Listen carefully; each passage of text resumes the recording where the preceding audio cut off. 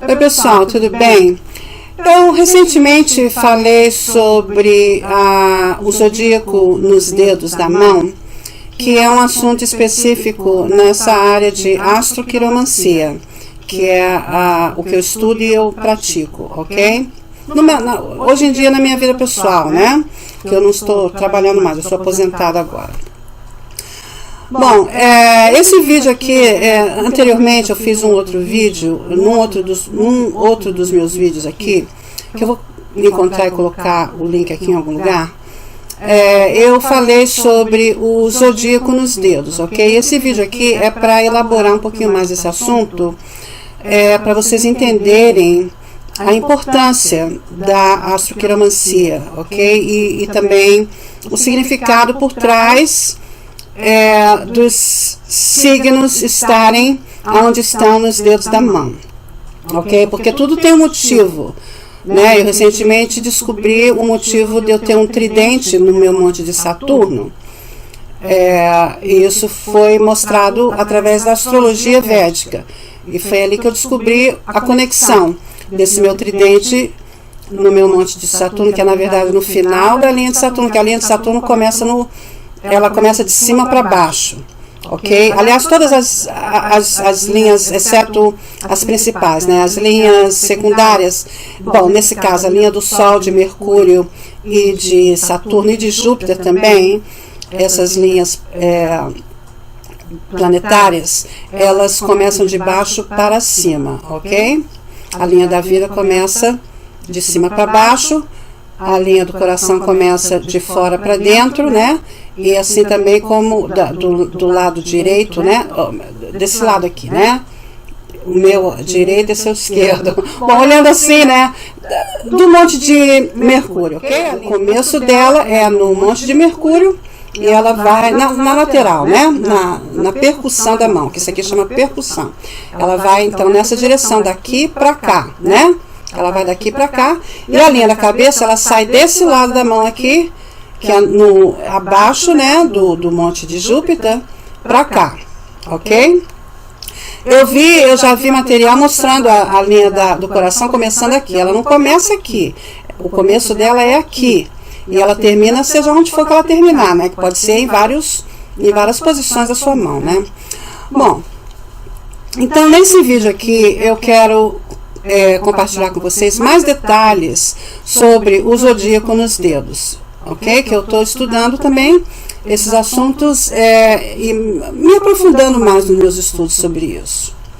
Então vamos ler aqui o esboço que eu fiz desse assunto. Vamos lá. Bom, vou ler isso aqui para vocês, tá? Esse aqui é o zodíaco, a posição dos signos nos dedos, ok? E que começa as falanges vão de cima para baixo, elas são contadas de cima para baixo. Então essa daqui é a primeira, essa é a segunda e essa é a terceira, né? Então eu percebi, e eu fiquei curiosa para saber por que os signos são posicionados como eles são nos dedos. Por que Marte, ou melhor, por que Áries está na primeira falange do dedo de Júpiter, por que Touro está na segunda e por que Gêmeos está na terceira e etc. Então, a conclusão que eu cheguei, as primeiras falanges nós notamos que só tem signo móvel, ok? Que são os signos que se movem, né? Que eles são considerados a natureza do signo, são signos móveis, ok? As segundas falanges dos dedos têm somente signos fixos, que é Touro, Aquário, Leão e Escorpião. Os signos móveis são Áries, Capricórnio, Câncer e Libra, ok? Na terceira falange, os signos são os signos duplos, ok? Que são os signos que podem ir ou de um lado para o outro. Eles podem se tornar fixos ou móveis, dependendo das influências que eles recebem. Então, por isso que eles são chamados de signos duplos. Eles podem ir de um lado para o outro, ok? Ou seja, são signos de duplicidade. Eles têm uma natureza dupla, né? É por isso que peixes são dois peixes, é por isso que gêmeos são dois gêmeos. Já Virgem já é se bem que Virgem também segura uma balança, né? Mas é uma mulher segurando uma balança, certo? Com 2. E Sagitário também é duplicidade, porque a metade é homem e a metade da cintura para baixo é um cavalo, né? Então são signos duplos de duplicidade, que eles podem se tornarem fixos ou móveis. Então vamos ler aqui. O zodíaco nos dedos. Os signos zodiacais e os meses mostrados nas falanges dos dedos têm grande importância na preparação de horóscopo pela mão. Bom, a intenção aqui não é ensinar vocês a fazer horóscopo pela mão, que isso é bastante difícil, que nem eu mesma sei ainda, ok? Pode ser surpreendente que, de acordo com o sistema védico de quiromancia, existem certos métodos definidos para calcular o dia, mês e ano de nascimento exatos a partir de uma análise da mão. Ao usar este método, podemos esboçar um horóscopo exato do portador. Mas a preparação de um mapa natal pela mão é um assunto independente e não abordado neste estudo aqui, ok?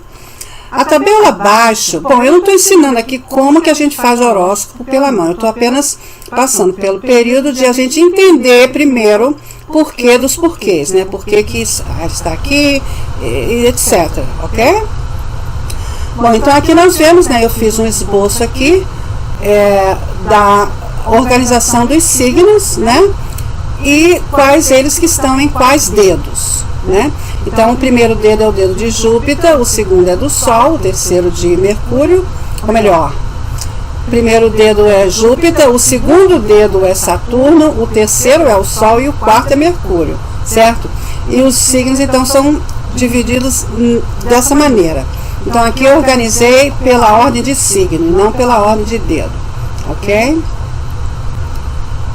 Bom, para a gente entender agora, né, os signos, a gente vai ter que entender as falanges dos dedos, certo? O que cada uma delas representa.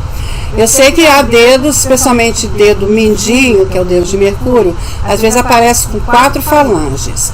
Mas a verdade é que não é exatamente uma quarta falange, é uma linha bastante proeminente que parece dividir a terceira falange do dedo de Mercúrio. Então pode ser considerado uma falange adicional, né, teoricamente, mas não necessariamente fisicamente, certo? Porque até mesmo o dedo, o polegar, tem 3 falanges também. Embora pareça que tem 2, né, mas são 3, ok? Bom, depois eu falo sobre isso. Então vamos voltar aqui. Então agora vamos entender a natureza das falanges. Para compreender o motivo da designação dos signos em cada falange, devemos primeiro compreender a natureza das falanges. As primeiras falanges representam o mundo das ideias, o mundo abstrato, conceitual e espiritual, isto é, o Dharma, ok? Que é o espírito, né? Que descende e encarna. Então aí é quando começa a vida dármica, ou não, né, da pessoa. Mas é o Dharma, é a encarnação da chama, né? Que a alma é representada por uma chama de fogo, né? Isso é o símbolo da alma, é uma chama de fogo, símbolo físico da alma, ok? As segundas falanges representam o mundo prático e material, isto é, o karma, que são as nossas ações, as nossas obras, ok? As terceiras falanges representam o mundo físico do instinto e desejos físicos, que na astrologia védica é chamada de kama, né? Que são os desejos físicos, ok? Que é desejo carnal, desejo de sexo, desejo de comida, desejo de prazeres físicos, né? Ok? Então, o tamanho normal das falanges é de menor para maior, e elas são contadas de cima para baixo, né? Então, a normalidade é a primeira falange ser a menor, a segunda ser a maior e a terceira ser a maior delas. Mas, às vezes, nós notamos que esse não é o caso. Eu, por exemplo, as minhas maiores falanges são as primeiras. Se você medir, né, que eu já medi e concluí isso, né? Então você mede com uma régua e você vê qual falange, e esse aqui é o final, né?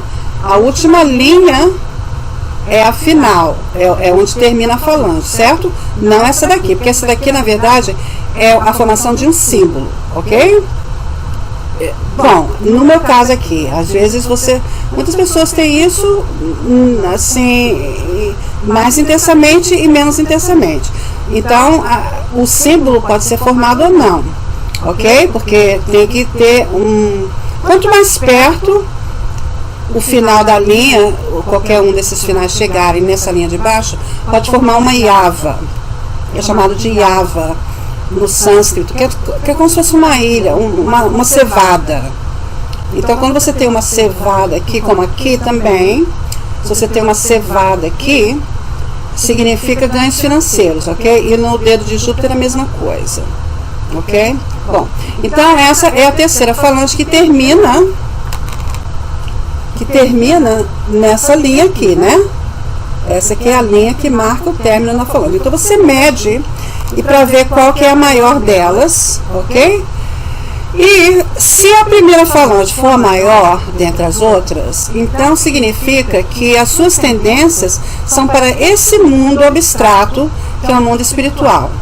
Então essas são as suas buscas, as suas inclinações e os seus interesses, ok? Se a segunda falange for maior do que as outras, então os seus interesses estão mais concentrados nela, que é no mundo prático, no mundo material, que é o mundo de ganhar dinheiro, o mundo dos esforços para você obter os seus desejos, né? Que são mostrados pela terceira falange. Então é aqui que você trabalha por eles, ok? Então é para aqui onde você ganha dinheiro. Então se você tiver essa falange maior, né, que seria mais preeminente do que as outras, então significa que esses são os seus maiores interesses. Se no caso aqui a falange terceira é a maior de todas, então os seus maiores interesses são no mundo instinto, no mundo do corpo. Então são pessoas que se interessam mais por sexo do que por espiritualidade, por exemplo. Ou elas se interessam pelos prazeres físicos mais do que pela labuta. Elas estão mais interessadas em beber, ou dançar, ou pular carnaval, e o trabalho é algo que elas não se dedicam muito, elas se dedicam mais a isso aqui, né? Ok? Então é isso que significa quando o tamanho da falange difere dessa normalidade, desse padrão aqui, que eu não vou chamar isso de normal, porque é um padrão, né? Mas não necessariamente normal. Certo? Porque só porque você tem essa daqui maior do que essa, não significa uma anormalidade, significa aonde que as suas buscas estão. As buscas que eu digo do seu espírito encarnado, do ego no caso, né? Porque no momento que você encarna na Terra, você é a poçada de ego, que é o Sol, representado pelo Sol, né? Que é nesse sistema solar aqui. Quando a gente nasce aqui nesse sistema solar, nós estamos nascendo no sistema do ego, onde o ego é o comandante, certo? Que é o que representa o Sol. Uma das representações do Sol é o ego. Então, no sistema solar, né? Então é isso. Bom, continuando aqui. Com base na gravura acima e na tabela abaixo, podemos concluir que a palma da mão, abaixo dos dedos, é a região de moksha, ok? Porque aqui nós já falamos, né, da região de... Porque existem só 4 energias que a gente busca, né? Que é Dharma, Karma, Kama e Moksha.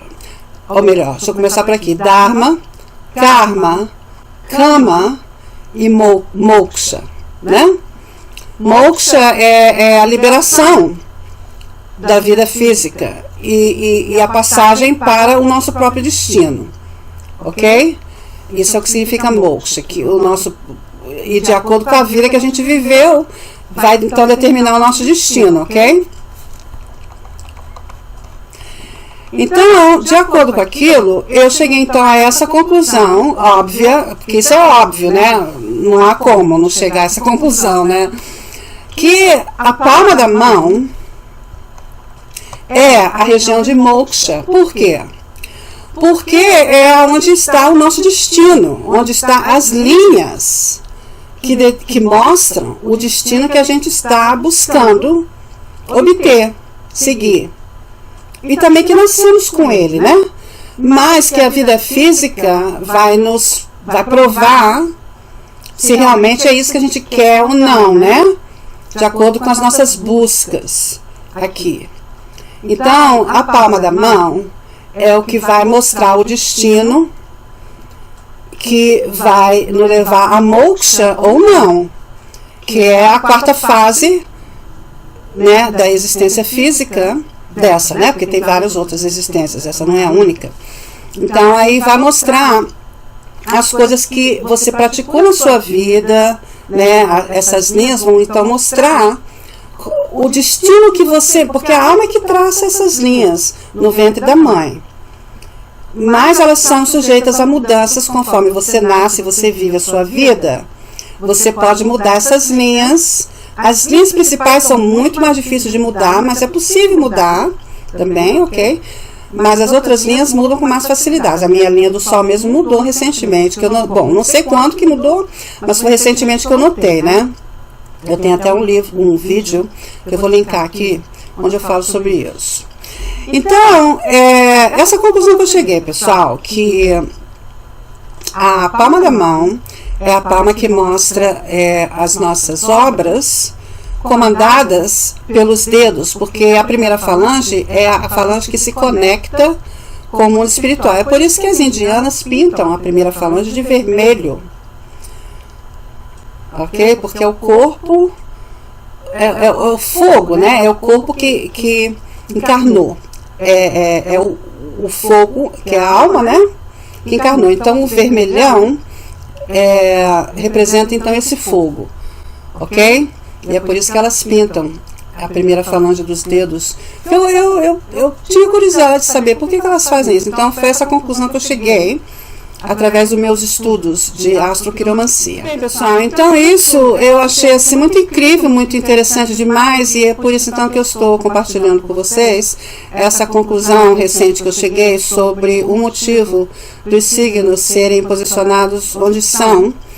E eu vou, num futuro próximo, eu vou começar a aprender sobre astroquiromancia, como que a gente cria mapa astral pelas mãos, ok? Mas independente disso, se você tem interesse em aprender leitura de mão, eu sugiro que você aprenda no mínimo a natureza dos planetas, ok? O que eles representam, as energias deles, né? Que é para você entender o porquê dos porquês, porque qualquer pessoa pode dizer, eu tenho um símbolo de flor de lótus aqui, sei lá onde, né, no meu monte de Vênus. O que significa? Significa que você vai ser milionário. Isso, pessoal, é uma cretinice, me desculpa, porque você tem que descobrir a razão. Se você realmente tem um símbolo de lótus, eu acho que você nem estaria distraído com essas bobagens, ok? Porque o símbolo de lótus é um símbolo espiritual, ok? Então, a gente tem que entender o porquê dos porquês. Então, um símbolo na sua mão não é à toa. Eu vou falar mais sobre isso porque há outros símbolos na minha mão e que eu descobri também que não é uma coincidência deles estarem na minha mão. Por exemplo, esse símbolo aqui é um tambor. É um símbolo de tambor que está conectado a nakshatra, que tem tambor como símbolo. Qual é a nakshatra? Vocês sabem? A nakshatra que tem o tambor como símbolo.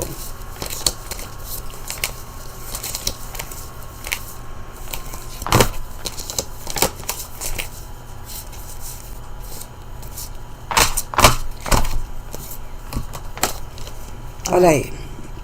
É a danista. Ok? É a danista. E é justamente a nakshatra do meu ascendente. Do senhor do meu ascendente. A nakshatra do meu ascendente é Mirigashtra. Mas do senhor do meu ascendente, ou seja, do planeta que rege o meu ascendente, que é touro, é Vênus, certo? Vênus é o regente de touro. E Vênus está justamente na nakshatra danista. Ok? Então não é à toa que eu tenho o símbolo de tambor. Justamente conectado. Está conectado, porque está conectado à linha de Saturno.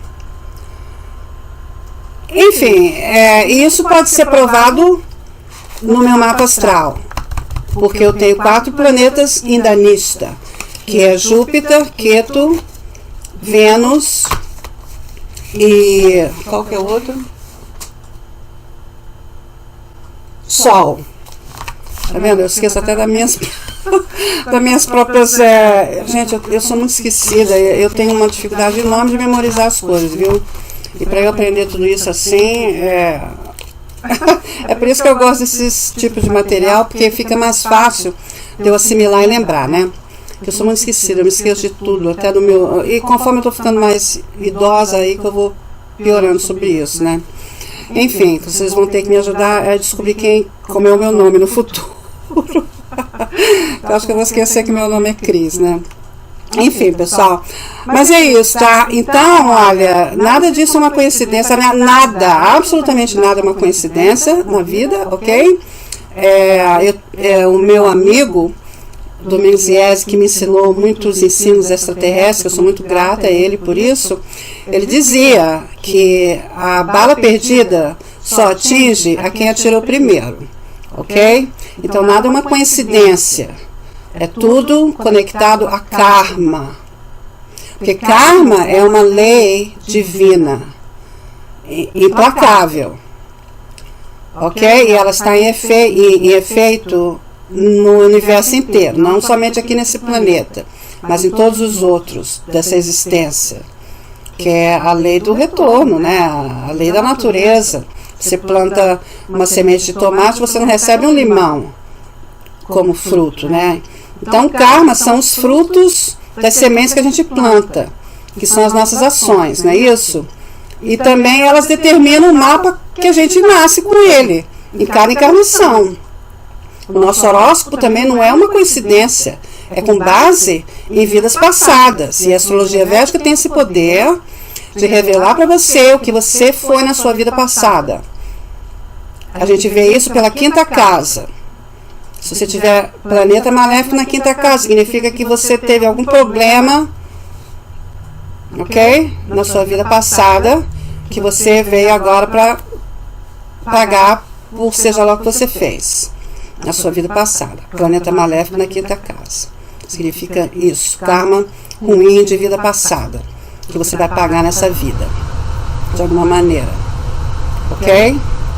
Dependendo também da posição do seu 5º senhor, pode significar o contrário.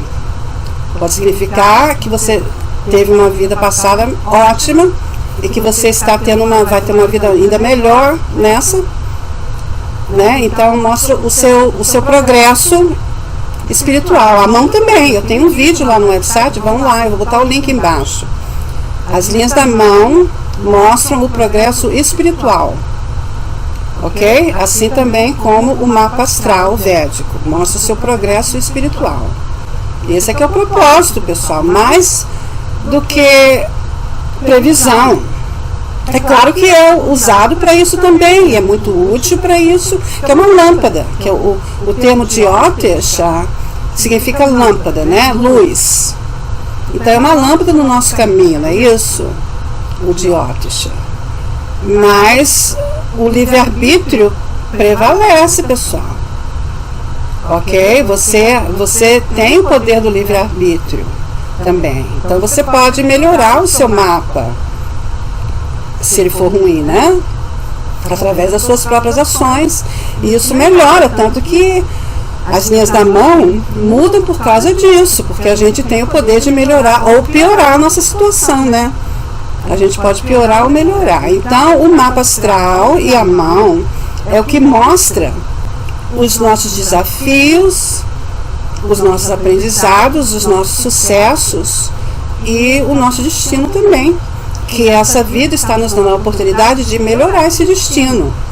Essa é a oportunidade, porque cada ação muda a outra ação, não é isso? Então, nada está escrito em pedras, porque cada ação muda a outra ação. Então, as ciências ocultas, na minha opinião, e no meu próprio uso, é para o autoconhecimento com o propósito do automelhoramento, e não necessariamente como previsão de futuro, que não está escrito em pedras. Nós temos o poder de melhorar o futuro. E, obviamente, os indianos acreditam nisso, porque senão eles não teriam um comércio inteiro de remédios astrais. Porque qual seria o propósito de remédio astral, se não há solução? Se você nasceu com aquela sina e não tem como fugir daquilo. Há certas lições que a gente tem que, de fato, aprender. Mas é tudo para o nosso bem, no final. Para a gente aprender, porque como que você aprende? Por exemplo, se você gosta de bater nos outros, você tem que levar uma surra para você sentir na sua pele o quanto que dói bater nos outros. E aí você não vai querer mais aquilo, né? Não vai querer mais fazer aquilo, porque você sentiu a dor dos seus próprios atos, não é isso? Então é para isso que serve o que a gente poderia considerar de mau karma, é uma lição para a sua libertação. Porque no momento que você aprender, pronto, você está. É como se fosse uma dívida. Você tem que pagar. No momento que você paga, a dívida ficou quitada. Certo? Mas olha, o perdão tem o poder de acabar com tudo isso. Perdão próprio e dos outros também. Não, você tem que se perdoar a si mesmo. Mas aqueles que você feriu, tem que perdoar você também. Ok? E isso é que acaba com tudo. O perdão põe um ponto final na história. Ok? Então é isso aí, pessoal. Nós continuaremos falando mais sobre esses assuntos que, na minha opinião, são maravilhosos e os meus favoritos. Ok? Um beijão para todos e até o próximo. Tchau, tchau.